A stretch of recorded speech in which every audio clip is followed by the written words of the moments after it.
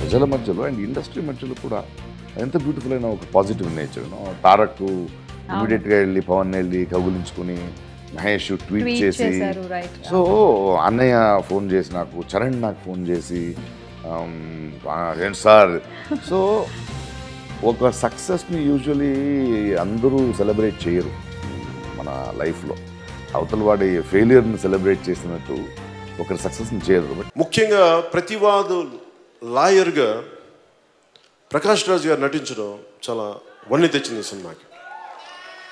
అంటే ఎందుకు మన వేణుగారు ఎందుకు నందా పెట్టారంటే మనకి బద్రీలో ఉన్నది బాగుంటుంది అంటే నాకు ఫైన్, సంతోషం అనిపించింది. అండ్ నిజంగా చెప్పాలంటే ప్రకాష్ రాజ్ గారు ఉండటం వల్ల నిజంగా ఒకసారి ఒక బలమైన నటుడు మనకి ఎదురుగా ఉంటే పెర్ఫార్మెన్స్ బెటర్ అవుతుంది. సో అలాగా నా పెర్ఫార్మెన్స్ బాగుండాలి ఎన్ని చేయాలంటే దానికోసం కొన్ని ప్రత్యేకంగా దృష్టి పెట్టి దిల్ రాజు గారు ప్రకాష్ రాజ్ గారిని తీసుకురావడం నిజంగా ఆయనకి మనస్ఫూర్తిగా నేను ధన్యవాదాలు తెలియజేసుకున్నాను.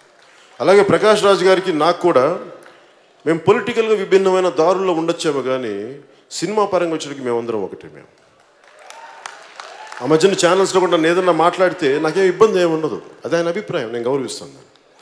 కానీ సినిమా పరంగా వచ్చినప్పుడు మటుకు నాకు చాలా ఇష్టమైనటువంటి ప్రకాష్ రాజ్ గారు, చాలా ఇష్టమైనటువంటి గొప్ప నటుడు.